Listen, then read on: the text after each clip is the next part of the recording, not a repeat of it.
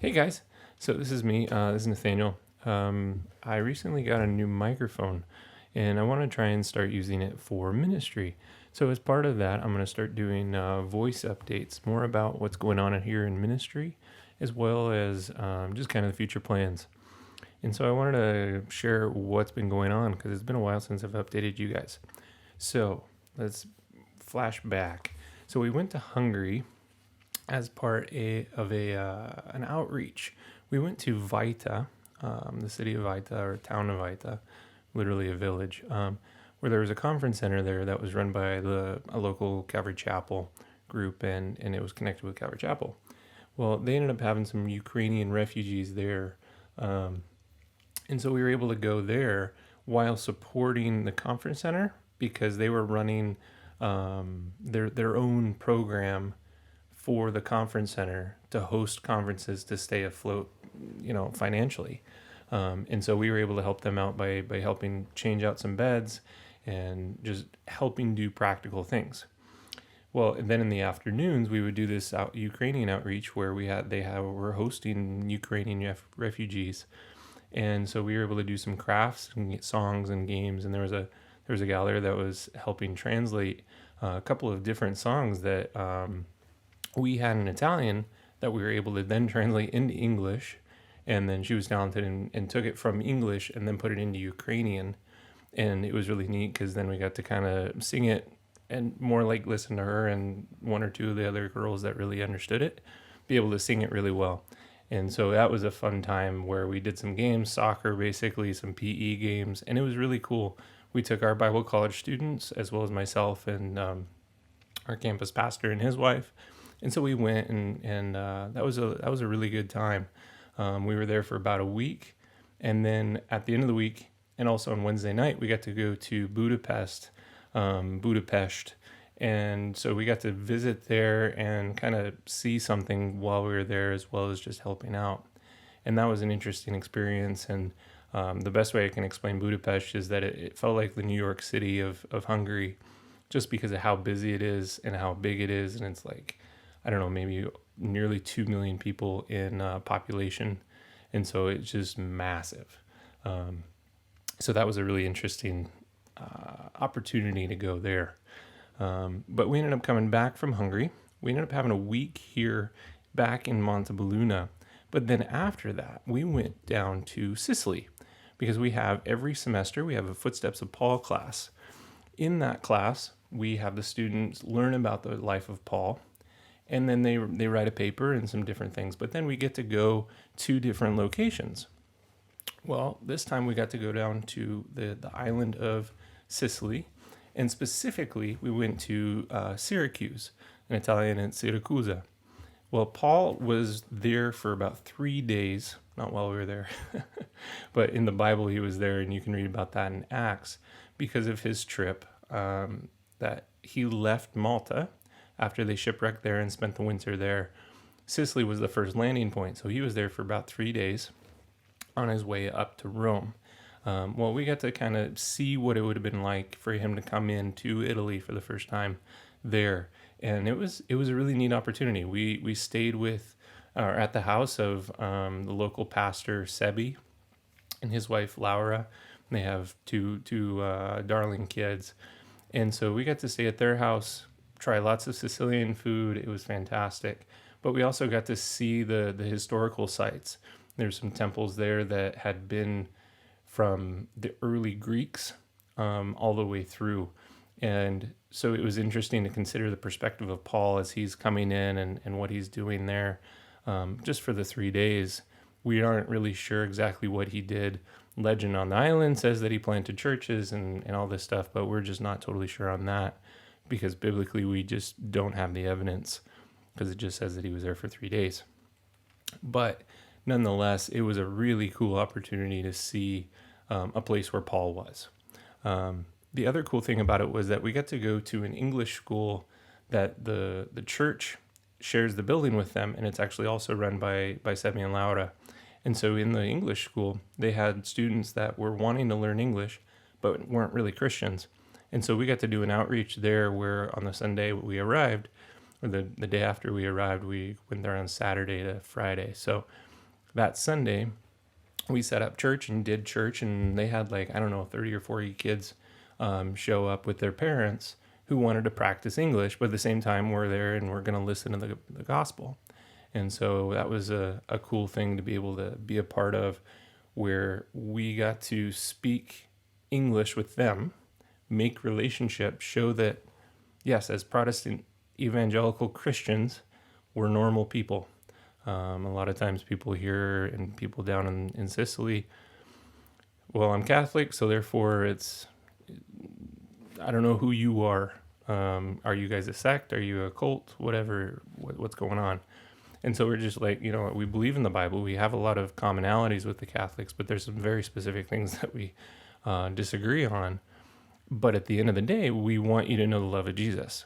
And so that was an opportunity for us to go and show that and be a lifesaver that's thrown into the water to those folks, to say, hey, this church is here. If you need to, commit your life to Jesus, which everyone does, if you don't know him yet, you need to really connect with that. So that was a fun time. So we ended up coming back to Montebelluna, and then recently we did a sports day. We ended up having like 45 kids show up from middle school into university age, and it was a really cool deal because we did volleyball and dodgeball tournaments at the same time concurrently, where we had volleyball on one side, we had dodgeball on the other side. I got to organize all of that. And then Adam, who really took the step of faith and said, let's do this, he organized a lot of the sign-ups and the food, because we ended up doing a hot dog and hamburger grill out afterwards. And so it was a really fun time.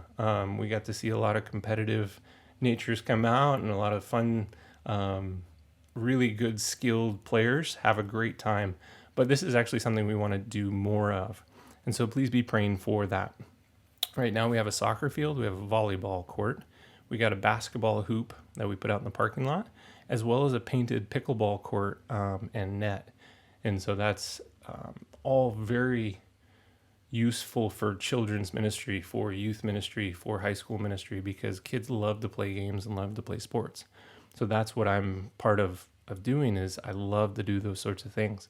So pray that we have more opportunities to do that. We're considering how to do that and what way can we expand on that. But that was a really fun outreach. Now, upcoming, we have the Calvary Chapel Italy Church Conference that will be in Tuscany, June 1st through the 4th. So be praying for this. I'll be serving in the audio video area, and I'll be organizing that area of the conference about who covers what worship nights and who's covering the recordings and all that sort of thing. But I also get the opportunity to teach the middle school, high school aged kids.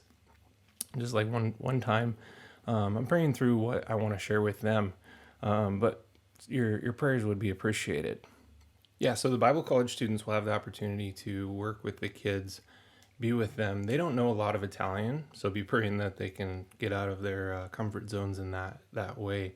But it's always a blessing, because a lot of these parents, a lot of these pastors, and just church volunteers, they come and they need to recharge. And so the Bible college is going to be there to help provide a moment of break for the parents to be able to hear the sermons, hear the messages, and be refreshed. But then also the kids get an opportunity to learn about the Lord and have a good time, outside of just being in a room listening to some guy preach.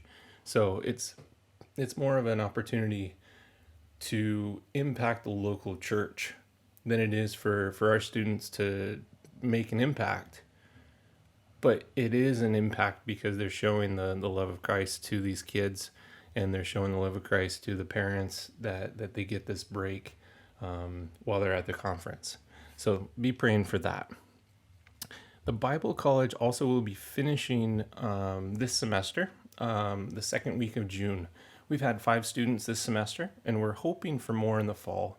Our church was officially granted status as an official church in the eyes of the Italian government. So the last remaining piece on the governmental side of things is that they need to approve the church dorm rooms to be dorm rooms and no longer offices.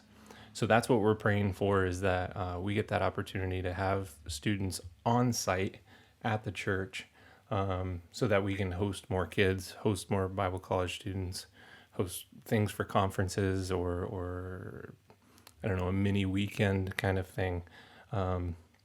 But please be praying for students for the fall. We are accepting applications still, all the way through August.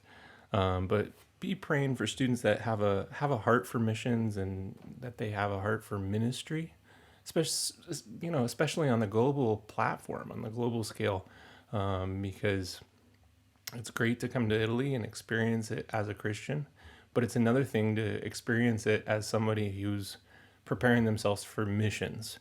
And so we're hoping to continue to make a difference in kids' lives as they come to the Bible college and they learn about the Bible more and learn about ministry. But it would be great to be praying for those individuals that maybe have a call in their lives to be in missions, so that they can get their feet wet here. So if you guys could be praying for that, that would be great. Then the third week of June and the fourth week of June, my parents are coming. Woohoo! So it'll be the first time they've come, and I'm really looking forward to it. It'll be a nice break for myself personally, but it'll be really cool to show them everything I've been doing here. And so I'm really looking forward to that. So be praying that it all goes well on that. Then, as soon as my parents leave, I have the summer camp coming up after that, in the first week and the second week of July.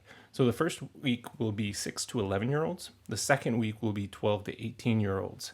The theme verse for both weeks is 1 John 4:18a. There is no fear in love. Instead, perfect love drives out fear. So be praying about that and what that will entail for the kids, because I'll be heading up the games, the sports, activities for both weeks. I just love these opportunities to be with the kids for the summer camps. They talk about it literally all year long.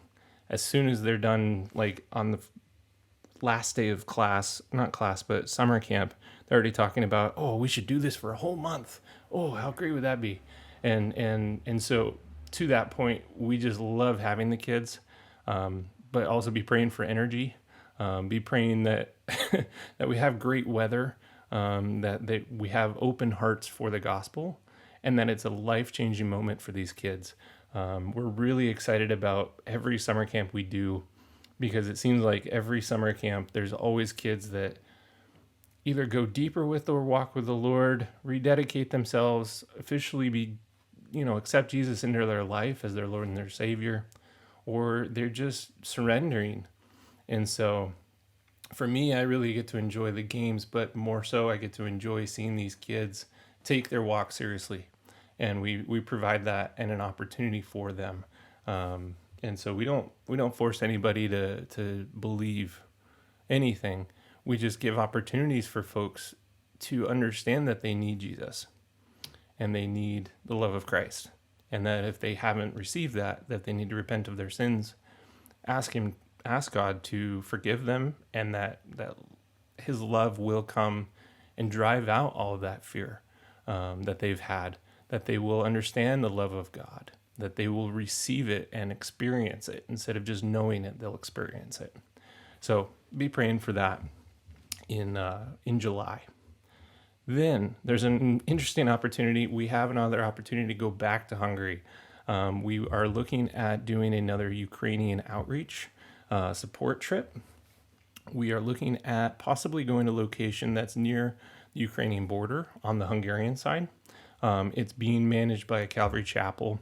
And right now there's about 90 Ukrainian folks there, families and children, that will be able to do sports, games, activities, and other ministry in whatever way we can. We want to go and bless these guys. It's such a needed thing right now to share with them the love of God, and so we want to be a part of that. It's an awful situation what's going on with folks having to leave Ukraine, but at the end of the day, it's an opportunity for us to show the love of God. That this love, going back to 1 John, drives out the fear of the certain situations that we're finding ourselves living in this part of the world. and that they are finding themselves living in this part of the world because of actions of other individuals who are then choosing to ruin their lives. And so we want to see the love of Christ come in and really drive out the fear of what's going on. So in any way we can go to support them, that'd be great. So be praying for us. I'm looking at leading that group. So we're going to see who within the church would like to go. And we're still working out all the details. So finally, I just want to thank you guys for all your prayers and continued support. For those of you that have listened to all of this, I really appreciate it. Be praying for me and how I can be a part of the work going on here in Italy, as well as this part of the world, because right now we're only 11 hours away from the Ukrainian border, maybe 12 hours away from the Ukrainian border. So we're in an interesting place in the world to be able to make a difference. But we're also in an interesting place politically and geopolitically and all of that. But for more than that, we're here as Christians in Italy to serve. And we love the Italians. I love the Italians. They're such a blessing to me personally, and I'm really excited that I get to be here, that I get to love on them, that I get to grow up and understand what it's like to be a Christian in a country where everyone says they're Christians, but they don't really accept it. They don't really believe it and walk it every day. And so I just love the folks in our church. So please be praying about getting involved with what's going on. If you'd like to consider financially supporting me or any of these ministry opportunities that I've mentioned, feel free to shoot me a WhatsApp message, email, Facebook, even Instagram. Just let me know. There's a site, Go Ministries, which is a tax-deductible nonprofit that operates through Calvary Chapel Anaheim in California. And so if you're wanting to get involved in that, let me know, and I'd be happy to, answer any questions. Even if you don't have questions about financially supporting me, just about anything and what's going on, feel free to shoot me a message. I'm happy to talk about what's going on here and what it's like to be a missionary in Italy. I'd love to chat. So keep me in your prayers, and I would appreciate it. Also, let me know how this update has worked out for you guys. I'd like to do more personal updates instead of just reading off of something on the internet. Like, it just doesn't seem as personal. And I'd like to be able to just speak it out and let you guys know what's going on and be able to give you an update. So I know this is running a little long, but let me know what you guys think of it and give me your feedback. I'd love to hear from you guys. So thank you guys. Appreciate all of your prayers, all your financial support. It's what's making life really keep moving along here and opening a lot of doors for ministry and other opportunities. So thank you guys. God bless you guys, and have a great day. Ciao.